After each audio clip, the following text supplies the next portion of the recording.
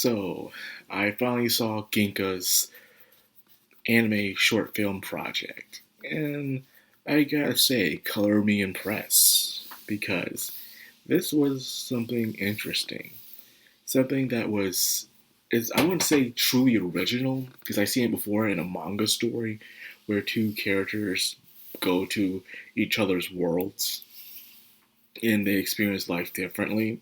We see it tons of times. It's just that they're not well known. If you're a manga reader, especially if you're a light novel reader, you see this kind of concept here and there. Not so often, but it happens every now and then. Nonetheless, it's an interesting concept, and I wish it would be more in anime formation. So, Bond is about two characters who go from each other's worlds. One is a girl named Ren who goes to the human world, our world. Another guy is a regular dude who goes to her world for different reasons. Her is to find independence, for her to strike out on her own, not to be a burden to her guardian. While the other guy, he goes to that world to escape his problems, to get away from all the mess, the baggage, in a way, to start anew. And as spoilers ahead, so I'm going to be talking about spoilers in it. So, three, two, one, spoilers. So what happens here is that they go into each other's worlds, and what we see is that the other dude, he's just cooking. He's just cooking. It's like the East guy. What are you doing when you go in the world? I'm gonna cook. I'll cook my butt off. Just start cooking. He seems to be having a good time in his world. No struggles, nothing like that. Everything's laid back. But he seems to be a bit lonely, or maybe that's what he wants. A life where without the noise and the chaos, he's just enjoying how things are. And you can even see his mom trying to call him, telling him that, hey,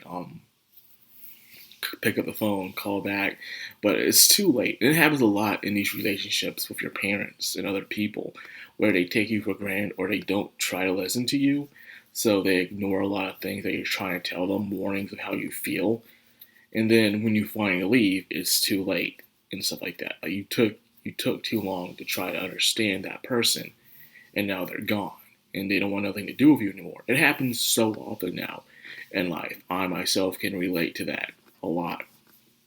So now, here he is in his world enjoying it, while the girl is in the human world, and she's experiencing human struggles, and it sucks. But then we see their backstories or her backstory. So what happens is that we're thinking that they're entering each other's worlds at the same time, but that is not the point. This is a timeline. And what happens is the guy's story happens first, then it's the girl's story. Apparently, there's a ceremony where they're delivering food or some service to some ritual, and then this blob thing comes, attacks everything, and it's weird. And it shows this baby seed that the girl catches and she runs away, but she sees her family gets devoured by whatever this force is. And then she runs into the guy. So, yes, the guy got there first, lived his life, and he ran into the girl. He ends up adopting the girl, raising her, and cooking her favorite food. So, growing up, she feels like she doesn't want to burden him no more. So, she wants to go far away where she can be independent. So, she goes to his world instead. And she goes to his world. And turns out she's not the only one that does this. Others have done this. You even see this other person there who also lives there. And she has a life. You see her with her dog. You see her being pregnant and about to have some kids and stuff. She's living her life as well. Now, as for our main female character, she is struggling, our everyday struggles, trying to get a job. So many applications you put in and so many turndowns. And these people are always saying they're looking for hires. And then they turn you down because they say they find someone. And then, meanwhile, later on, you find out they're still looking for someone. I mean, it's not just because they forget to leave it up. They are literally still looking for someone in that same position you applied for. So why in the world you say you got somebody? I'm sorry. It was this little realism right there. She finally got the job.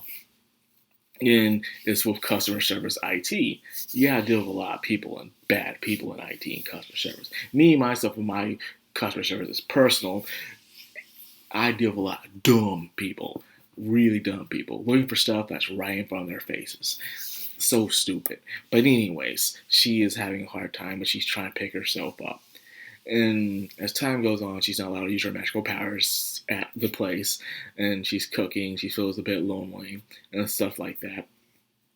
Until finally, towards the end, the woman turns out being her aunt, invites her over to dinner, and plays the message for her. And it's the guardian, the dude. The dude is telling her that you're always welcome back home.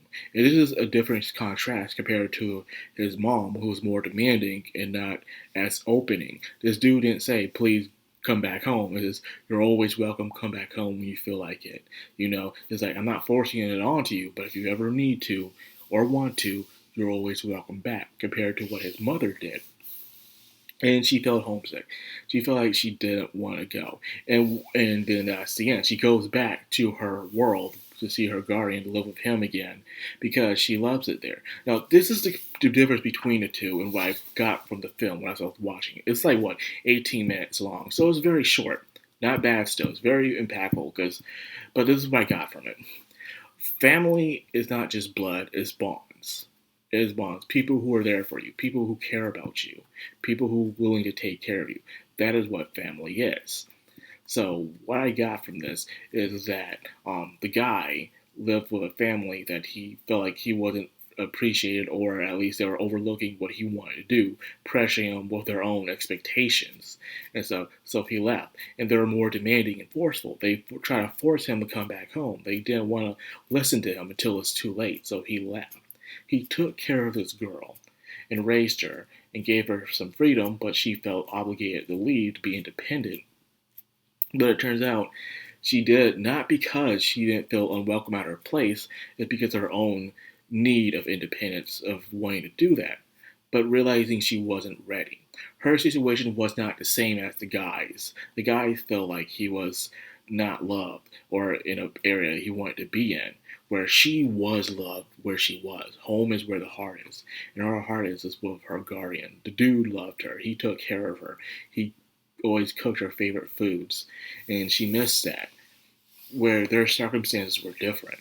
He left because he wanted to be free. He wanted to be away from all that mess. Well, she wasn't walking away from mess. She's like, hey, I walked away from a good thing I had, a really good thing. I miss my pet that I grew up with. I miss the guy who would cook my favorite meals. So I'm going back to that. And that's what she did. And there's nothing wrong with that. She came back home and she's enjoying her life for what it is, because let's face it, life here kind of sucks. You get up early, you go to work, you do your 9 to 5, you work a lot, dealing with a lot of BS. You're barely home, barely really time to yourself. And you finally back home, you feel like you're more at your job than you are at home. And so many people want to take money from you, expect you so much from you. It's hard to pay the bills, even when you do get the check.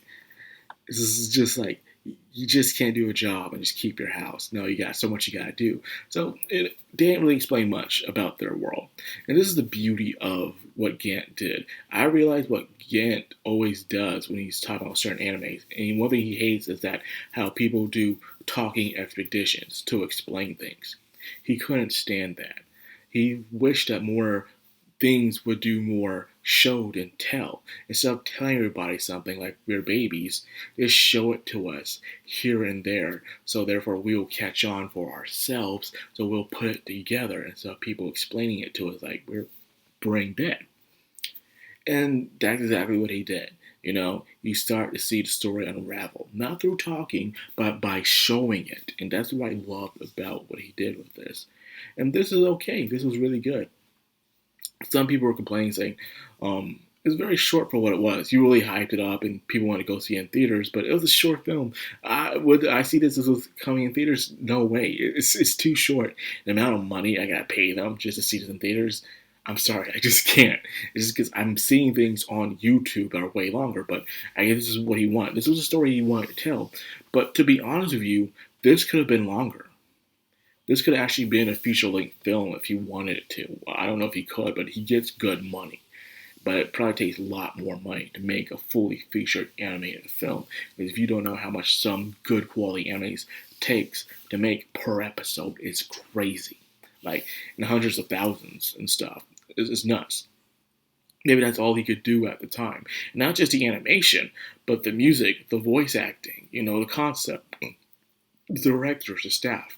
So much money is being put into making this. So maybe one episode is all he could do. But then people are saying, well, what about stuff like The Amazing Digital Circus or Hollow Bus or even stuff that you see on YouTube that has long feature things? Well, yeah, but they don't come out weekly now, do they? They come out every couple of times when they can drop the episodes. So it takes time. Stuff like that. Not everyone can be Cartoon Hangover. But yeah, nonetheless, I really did enjoy it for what it was.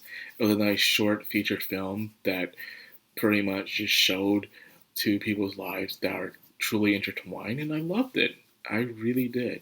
And this guy does have some talent. So I hope. My friend can't stand him because he's always misrepresenting the Fate series all the time. So, and my friend's a big fan of the Fate series.